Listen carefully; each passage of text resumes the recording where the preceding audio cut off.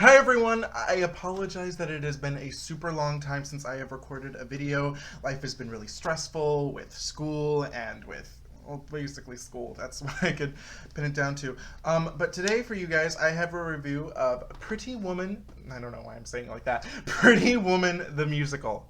Who loves me even though I'm crazy, and nothing that I say is true? Who won my heart and soul forever? It's nobody else but each time I feel I'm out to pasture. Who always makes me feel brand new?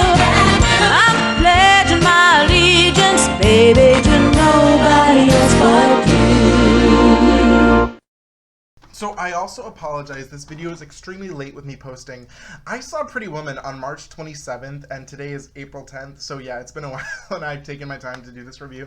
But I saw it as a school trip. I went with my college that I go to because we do trips to see shows downtown, and I was really excited to see the show. This is my playbill. We had, I wish I had my seats for you, but I was at least center orchestra, or not orchestra, I wish, center balcony for the show, and I was like far back, and it was actually, it was exactly almost where I sat for Rent when I saw Rent at the Oriental.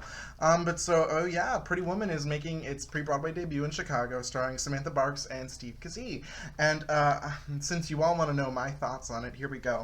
I like the movie Pretty Woman a lot. It is not one of my favorite movies. I think it's cute, but that's about as much as I would say about it. It's just not one of my favorites.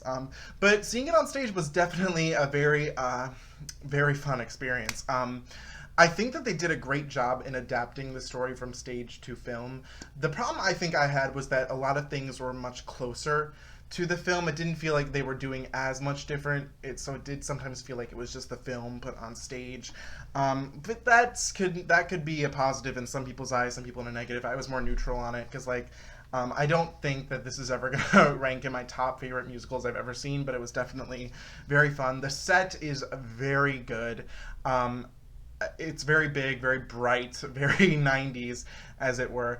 There's like the scenes that take place, if you've seen the movie, in the hotel where the two characters stay at through most of it, was one of the more smaller sets. And at first I hated that, but my friend actually told me, she's like, well, actually it created a contrast because everything else in the world was so big and so vast, but like when they were in the rich like hotel, as you would say it, it was a much more like cleaner, more neater, more simple environment, which was it was very interesting to see.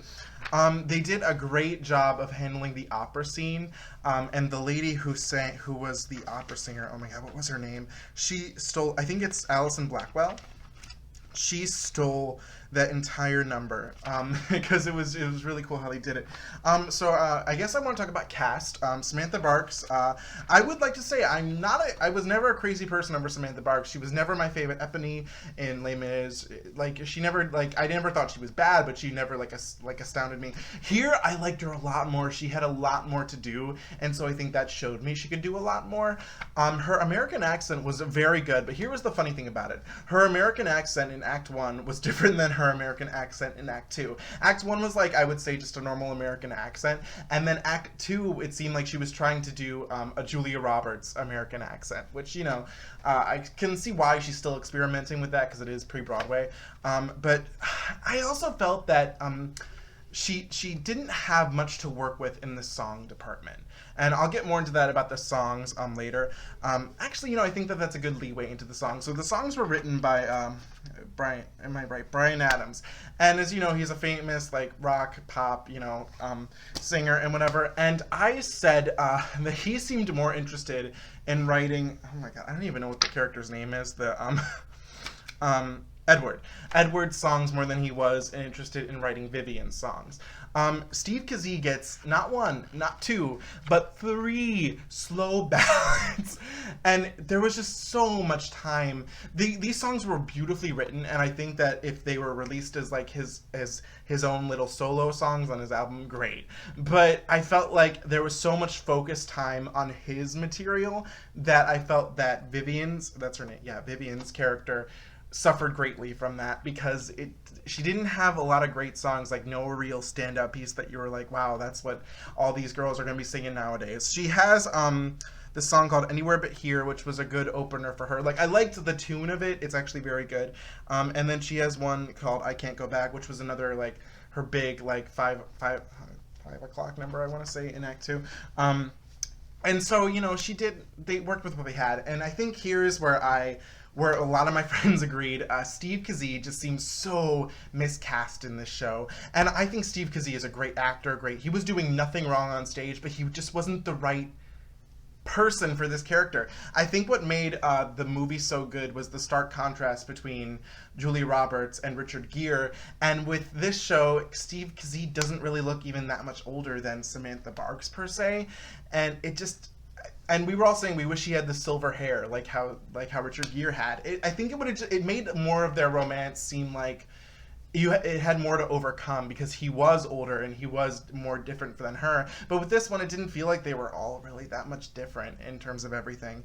And but this is a good leeway into the other characters. In the movie, Vivian's friend, whose name is Kit, doesn't really have much to do, but they cast Orfeh in her first musical since Legally Blonde to go on Broadway. As the friend, and they gave her a lot of material to work with. I remember reading a lot of reviews before I saw the show on Broadway World that said she was completely, like, misused, or like they wasted her. And I didn't feel she was wasted at all. She did everything she had to do. Her character kind of was a lot like Paulette in a sense, but she had a really kick-ass song in Act 1 that was, I think, Rodero Drive. Great song. I think she did really good. She was clearly having so much fun. And there was this point where she was just riffing to the words, "Oh my God." And it was the funniest thing I've seen. And like when she came out, we were like, yes. Cause, in my college, we actually did the Great American Trailer Park Musical. And, that was one of Orfeh's like things that a lot of people don't know about, but you should. I recommend you go and listen to the Great American Trailer Park Musical, because she is fantastic in that show. And so every time I hear her, that's what I think of. Not even Legally Blonde, it's the Great American Trailer Park Musical, because I love her in that. But then there was someone who was sadly underused, which was Jason Daniely. He is such a great voice, a great actor, and the character that they gave him, and granted, there wasn't much they could do with that character, but he even had a song in the show which was called Money Makes the Man. And by the time we saw it, which was we actually saw the last preview before it opened the next day. So I think it had been open for less than or like in previews for less than 3 weeks. And that song was already cut. Now, thankfully, I found an audio of the show from the first preview, and I got to listen to that song. And while it doesn't do much for the show, it at least gave Jason Daniely something to do. And I kind of feel bad for him because, you know, he's just there, and he's so talented. And I'm like, there's so much more he can do. Give him something to do. The one who also did steal the show was they gave his character a much bigger thing to work with, which was Eric Anderson, who plays like the head of the hotel. They gave him this whole dance number. That was actually one of the few things that they changed from the movie, was that the guy teaches her how to dance. And it was like this really fun number, clearly done because it was a musical. And I think that it was a very effective number. It was one of the most loved numbers I could tell by the audience members of the show. I'm trying to think if there's anything else. Oh, another person who was oh my God, why can't I remember his name? Kingsley Legs? I'm probably going to mispronounce that. I've met him before when I saw the Sister Act tour, and I talked to him after the show because I thought it was so cool because he was Curtis on Broadway, and you know, another amazingly talented person who doesn't get to do much in this. But you know, it's almost in a sense that there was only so much they could get these other characters to do, because at the end of the day, it is about Vivian and Edward. The story is about them, and so I feel like they did what they could do. I feel like they can still work on a couple things. Like, I really recommend adding Jason Daniely's song back in, which was Money Makes the Man, because from the audio I heard of it, I thought it was a cute song. He did very well on it. So I give him something to do. That's all I say. And like I said, I hope people don't yell at me for saying I think Steve Kazee is miscast. Everyone who I saw the show with thought that too. And it's not a bad thing. You know, this just isn't necessarily the right role for him in my eyes. But again, he sang the songs and acted beautifully. I just felt like it wasn't the right thing for that character. But like the one song that he had, which was I think my favorite one of his, was this song called Freedom.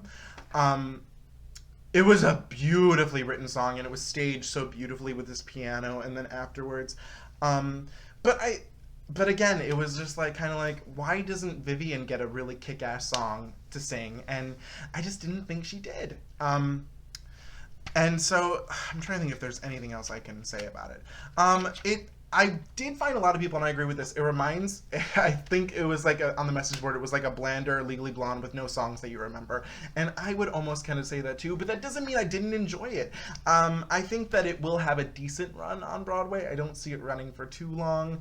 But it definitely has some potential, and I could definitely see community theaters doing this in the future because it is a fun show, and with the title, it will sell, even though it's kind of had a mixed selling reception in Chicago. Although not as bad as the First Wives Club sales were. Oh, and that's also something I wanted to bring up. In this theater, the Oriental, I've seen 3 shows now that take place that are movies from the 90s that have just been like musicified, which was First Wives Club, The Bodyguard, and now this. And I feel like they definitely are working hard to make this a really good show. And I think it is, because there is a lot to work with and they have a lot of talent behind it. And especially with Jerry Mitchell directing it, he's a fantastic director. So it clearly has a good thing of where it's going. And I did definitely have a fun time. This is also a flyer for the show. You can see them in there. I unfortunately was not able to stage door because it was a school trip, but I did send fan mail to the show, and I did get this signed playbill, which I'm very thankful for because, like, I love having this from my collection. I also did buy a poster at the show. It kind of looks like this with more like, it actually looks more like this in a sense. But that is at home right now because I went home afterwards, and that's not important. But okay, is there anything else I can say about this show? I would definitely go see it. You will have a nice time. The story of Pretty Woman is a very unrealistic but cute story that I think is worth watching. And I'm just going to give a shout out to this because if you do like Pretty Woman, and like how I say it is unrealistic, there is a 1991 film which was made kind of in response to this, which kind of dove more deep into what being a prostitute is, called Whore. It is a movie you can see and you will never forget. It's called Whore. It's from 1991. It stars Teresa Russell. Probably none of you know who that is, but it is a great film to check out. Watch the trailer and you'll be like, oh yeah, I have to see this. So yeah, I definitely would say go see Pretty Woman. I think that there are some really cute songs in it. None are particularly memorable. But again, not necessarily too bad of a thing. I mean, and again, it's pre-Broadway, so there's going to be some changes. I didn't hate it. I had a nice time. I actually wanted to go see it again, but I unfortunately was unable to.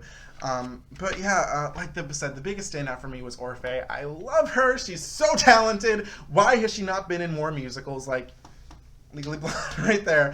Because oh gosh, her voice is so good. And Samantha Barks, like I said, genuinely surprised me. I did not know I knew about her, but I wasn't too big of a fan of her. And definitely this did make me like her a lot more. She definitely did a great job.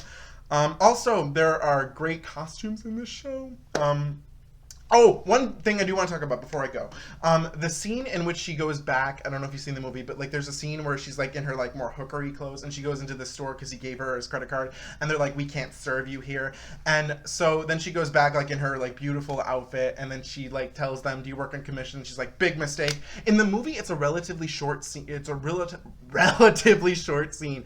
And in the musical, they dragged it out for as long as they possibly could, and it didn't have the same effect. So I would recommend trimming that a bit down so it has more oomph to it. Then that was the one thing that I forgot to add. But yeah, so I would definitely say if you get the chance, go see Pretty Woman. You will definitely have a fun time. It is a cute little show that has a very talented company behind it. And yeah, that's pretty much it. So yeah, thank you guys for watching. I apologize for no videos lately. I'm going to try and get more up. I know I always say that. So we'll see if that happens. But yeah, I'll end it with this. Be sure to check out Pretty Woman the musical.